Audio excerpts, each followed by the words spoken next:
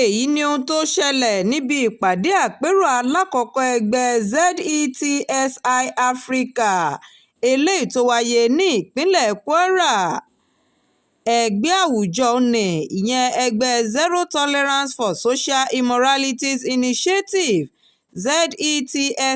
Africa ti jẹ́jẹ́ ìfarajìn rẹ̀ láti gbógun ti ẹgbẹ́ òkùnkùn, Asilo Oogun àtàwọn ìwà ìbàjẹ́ míì. Gẹ́gẹ́ bí ẹgbẹ́ náà ti ṣe ìpàdé àpérò alákọ̀ọ́kọ́ rẹ̀ nílùú Ìlọrin tí ṣolúìlú ìpínlẹ̀ Kwara. Nígbà tó ń sọ̀rọ̀ níbi ìpàdé ọ̀hún eléyìí tó wáyé ní gbọ̀ngàn NBA Conference Hall tó wà ní ilé-ẹjọ́ gíga tìlú Ìlọrin, ẹni tó jẹ́ alága fún ẹgbẹ́ ọ̀hún, Ambassador Razak jẹ́jẹ́ sọ̀rọ̀ lórí ṣíṣe ìgbìyànjú láṣepapọ̀ láti dojú ìjà kọ àwọn ìpèníjà àwùjọ. Gẹ́gẹ́ bí ó ti ṣàlàyé pé àpéjọ ọ̀hún kì í ṣe ti àpérò nìkan ṣùgbọ́n ìpè fún ìgbésẹ̀ pẹ̀lú bí ẹgbẹ́ òkùnkùn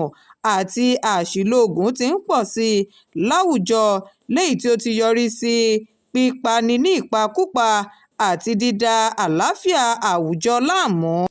Tó ní àwọn kò lè bu ẹ̀kẹ́ diwọ́ kí àwọn ọ̀dọ́ máa jìn sínú àwọn òfin wọ̀nyí.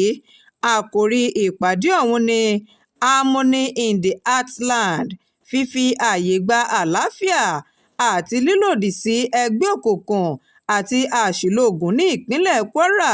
níbi tí àwọn ẹni ọ̀rọ̀ kan ti péjú pésẹ̀ síbẹ̀ pẹ̀lú àwọn òbí, àwọn adarí ẹ̀sìn, àwọn àjọ ẹ̀ṣọ́ aláàbò, àwọn olùkọ́ni àtàwọn tó jẹ́ aṣojú fún àwọn ọ̀dọ́. Ìjíròrò ọ̀hún ló dá lórí àwọn ìlànà àtẹ̀lé láti gbógun ti àwọn ìwà ìbàjẹ́ yìí láwùjọ wa àti láti tún ayé ọ̀dọ́ rọ̀ ní ìpínlẹ̀ Kwara. Gẹ́gẹ́ bí ohun tí ẹgbẹ́ náà gbé dání pẹ̀lú ìfarajìn rẹ̀ nínú àtìlẹ́yìn àwùjọ, ẹgbẹ́ ọ̀hún tún ṣíṣọ lójú ìṣí àkọ́kọ́ ìwé àpilẹ̀kọ rẹ̀ tí wọ́n pè ní Moral Compass Magazine, tó wà fún láti mú ìgbèrú bá àṣà àti ìṣe